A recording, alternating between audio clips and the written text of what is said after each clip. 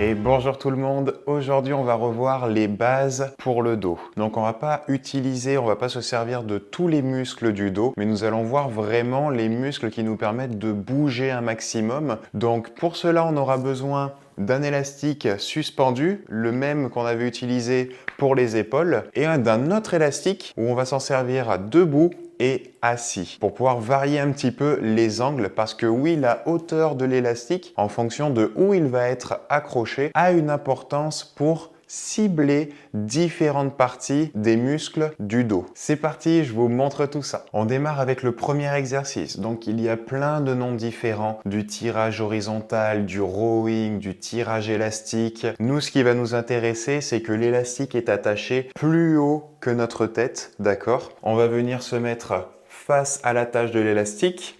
Plus vous reculez, plus ça sera dur. Les épaules basses, on est souple sur les genoux. On serre les abdos, les fessiers, toujours. Les épaules sont basses et là, vous allez avoir envie de ramener les épaules vers l'arrière. Et ensuite, en gardant les épaules basses, une fois que j'ai bien ramené mes épaules vers l'arrière, que j'ai bien mobilisé mes omoplates, on va venir ramener les coudes vers le sol et légèrement vers l'arrière. D'accord? Ne me faites pas un mouvement comme ceci. Ne laissez pas vos épaules monter. Gardez les épaules basses et ne tirez pas les coudes vers l'arrière. Ayez vraiment envie de faire un quart de cercle avec votre coude. On va inspirer, on tire et on souffle, on va relâcher. Donc on va inspirer, je resserre mes épaules, mes omoplates et ensuite je viens finir le mouvement en tirant mes coudes vers le bas et légèrement vers l'arrière. Nous, ce qu'on veut, c'est vraiment cibler donc le grand dorsal, le muscle qui vient s'attacher sur l'humérus et sur le dos, et en même temps, petit grand rond, des muscles qui vont jouer aussi un petit peu sur la coiffe des rotateurs, d'accord? C'est eux qui vont garder un petit peu l'humérus abaissé. Donc si on a des conflits ou si on a des douleurs au niveau des épaules, c'est un exercice qui est très intéressant pour essayer de replacer la tête de l'humérus dans le centre, d'accord? Bien dans son logement. On peut très bien aller de 10 à 20 répétitions. On peut recommencer 3 à 4 fois en fonction de l'intensité que vous y mettez. Comprenez bien que si vous faites 10 répétitions, ça veut dire que l'intensité est assez forte. Mais faites attention de ne pas laisser partir vos épaules là où elles ont envie. Il faut les maintenir là où vous voulez. Deuxième exercice, on a toujours le même élastique. Là, cette fois-ci, on ne va pas faire des tirages, on va venir abaisser. On attrape l'élastique, les mains sont largeur des épaules. On va donc toujours fléchir les coudes. On va pousser un petit peu les fesses vers l'arrière pour avoir une légère inclinaison au niveau du buste. Et là, épaules basses, on va venir ramener l'élastique vers les cuisses et vers les genoux. Et on revient tout doucement en gardant toujours une tension dans le dos. Ne relâchez pas votre dos, ne relâchez pas vos omoplates pour ensuite repartir.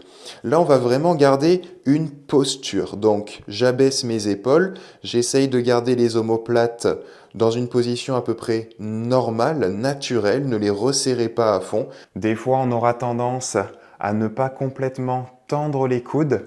Le corps va vouloir en fait forcer sur les bras. Donc ça veut dire que l'élastique est trop dur. Donc avancez-vous ou changez d'élastique et essayez vraiment de ressentir votre dos. Ne ressentez pas les bras et les épaules. Tirez à tout prix les mains vers le sol. Vraiment placez-vous, épaules basses et là, on ramène. La poitrine va s'ouvrir pour avoir une bonne position. Là, le but du jeu, ça va être d'y aller doucement, de vraiment faire un mouvement assez lent, donc sur 2 ou 3 secondes pour descendre et 2 et 3 secondes pour remonter. Donc vu que le temps d'effort va être important, on ne va pas pouvoir faire 20 millions de répétitions. Donc là, si vous arrivez à faire 10, 12 répétitions, mais avec un bon temps de travail, ça va être super intéressant pour activer vraiment des muscles profonds et des muscles posturaux. On enchaîne avec un autre exercice, donc on peut l'appeler le rowing, le bûcheron. Ce qui est important, c'est qu'il nous faut un élastique. Cet élastique, on va le tenir avec nos pieds et là, on va chercher un tirage. Mais cette fois-ci, la tâche, elle sera pas en haut, elle sera vers le bas. L'angle de travail est différent et du coup, on va pouvoir solliciter d'autres muscles. Cet exercice va être intéressant pour stimuler tout ce qui est grande dorsale et trapèze. On va vraiment être sur un exercice où on pourra mettre beaucoup de tension et en même temps, on va activer la sangle abdominale. C'est parti, je vous montre ça. On va tranquillement donc placer les pieds sur l'élastique. Les pieds, largeur du bassin, il faut qu'on soit à l'aise. On va avoir une petite flexion de genoux et de hanches. On va attraper l'élastique à peu près au niveau mi-tibia, d'accord? Et là, on va essayer de placer notre buste à 45 degrés. Mettez 60% de votre poids de corps dans vos talons. C'est vos talons qui vous portent. Ne mettez pas du poids vers l'avant, sinon vous allez vite tétaniser des mollets. Et nous, ce qui nous intéresse, c'est le dos. Une fois que vous avez bien repéré cet angle de 45 degrés dans l'espace, on va garder les épaules basses comme toujours. Donc ça, en fait, c'est vraiment avec les muscles du dos qu'on va réussir à garder les épaules vers le bas. Donc on ramène la tête de l'humérus vers le bas pour éviter un maximum de conflit au niveau de l'épaule et de l'acromion. Et là, on va venir tirer les coudes vers l'arrière et ensuite vers le haut. Et on revient tranquillement. Donc pareil, on va inspirer, on va tirer, on va souffler, on va revenir. Donc c'est toujours d'abord un mouvement d'épaule. Je tire mes épaules vers l'arrière et ensuite je viens ramener mes coudes vers l'arrière et vers le haut. Vous avez vu mes coudes? Ne me faites pas ça. Ne cherchez pas à amener vos coudes derrière votre dos. J'inspire, je tire, je souffle, je reviens. Ça veut dire que mes mains vont rester près de mes cuisses et vont finir près de mes hanches. Dans cet exercice, pensez à bien vous tenir avec vos abdos et vos fessiers. Ne relâchez pas votre dos pour tirer plus fort sur l'élastique. Et là, on peut aller sur 10-12 répétitions, c'est bien. On finit avec un dernier tirage assis. Donc celui-là, c'est mon préféré. On reprend notre élastique. On va venir le placer derrière nos pieds. On peut garder les pieds au sol. Si vous voulez activer un peu plus vos abdos, on peut garder les pieds décollés du sol. Et là, du coup, on va rentrer avec un peu plus de gainage. Nous, on va le voir tranquille. On va éviter de trop stimuler les abdos pour pouvoir au début bien se concentrer sur le dos. Les épaules sont basses. Vous attrapez l'élastique là où c'est intéressant au niveau de la tension, au niveau de la sensation. On va faire à peu près la même chose que tout à l'heure quand on était debout. On fait les épaules basses et là, hop, on vient tirer. Je tire mes coudes vers le bas et ensuite vers l'arrière. J'amorce toujours le mouvement avec mes épaules.